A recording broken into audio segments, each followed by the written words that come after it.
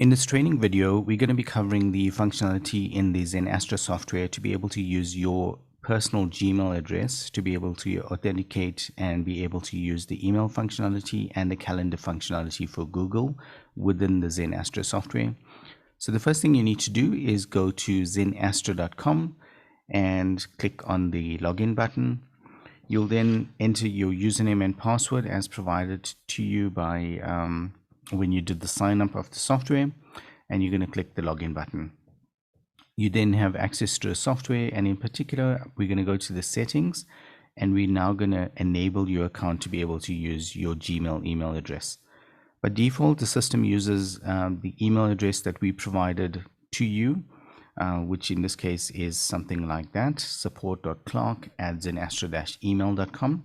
But now I'm going to use that second setting, which is use Gmail email address. Immediately, you can see the button to authenticate with Google, and you can see that's a Google button. And I'm going to click sign in with Google. Now, importantly, you'll see that on the redirection, when we approving and getting this token from Google, which would allow us to be able to use that email and calendar functionality, you see it has done a redirection. So this is sent to accounts.google.com, and you can verify the details of that particular certificate. But on the top, as part of the argument, you'll clearly see also our client ID with Google, which means that we're actually using that. And on the screen as well, you can see that it's clearly showing XenAstra.com. So I'm going to select my account. The app hasn't been fully approved by Google as yet, so you will find this screen. I'm going to accept that and go to XenAstra.com.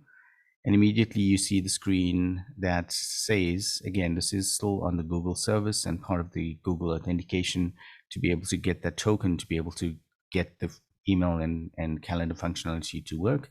You can see that it says XenAstra.com wants additional access to your Google account, and mentioning the Google account, in my case, oliver@olivernagia.com.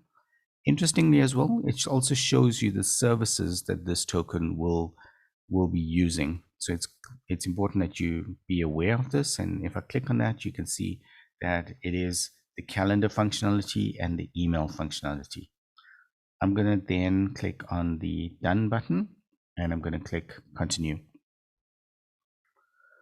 You now see that authentication has been done on that Google account or that Gmail account, and that token is now valid, and we can see found access token. We did provide the functionality as well that you can test this token quite easily, and we're just going to click that test button, and you'll see that the software says successfully send test email. Obviously, we're not just going to rely on that. We're going to also go and send out an email to make sure that this works properly. And in this case, I'm going to use the email address oliver@pymetics.com, and I'm going to say test email number 5 on the subject, and I'm going to enter some details into the content as well, or the message content, and I'm going to click the send button. You'll see that the system does say that your email was successfully sent, but let's not rely on that. Let's go to the actual email and see what's there. So this is the primary email, and if we look at the email where it was sent to, you'll see that the email was clearly sent 0 minutes ago, and it was that test email 5. So the email functionality clearly working. If we then go back to the software and then test out the calendar functionality, I'm going to go to settings, my calendar info. As with the email functionality, we've got a setting there to synchronize with your Google Calendar, and I'm going to enable that. And like with the email functionality, we also provided a mechanism where you can test that token, and I'm just going to click on that, and it clearly says that it is working. But let's not just rely on that. We're actually going to create a calendar event. And in this case, I'm going to select the contact, which is Oliver Nagia. I'm going to select the time, which is 1 o'clock, and I'm going to click save. You'll see on the XenAstra calendar that calendar event is obviously there. But what I want to see happen is also that the calendar event is on the primary calendar, which is the one where we actually approved.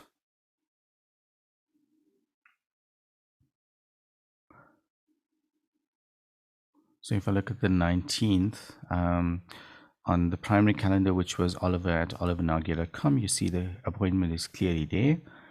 And the attendees was Oliver at pymetics.com. And if I look at the Oliver.pymetics.com calendar, you'll see the calendar event clearly there as well.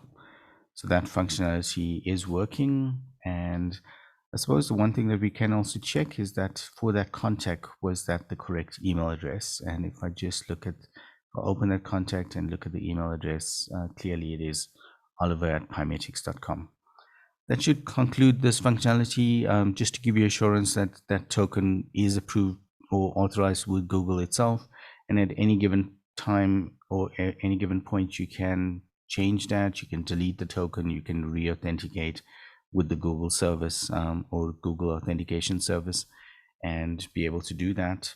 So that should conclude this functionality for being able to use the email functionality and the calendar functionality using the Google authentication services. If you have any questions regarding this, please send us an email to support@XenAstra.com, and someone from the team will be able to respond and resolve your query.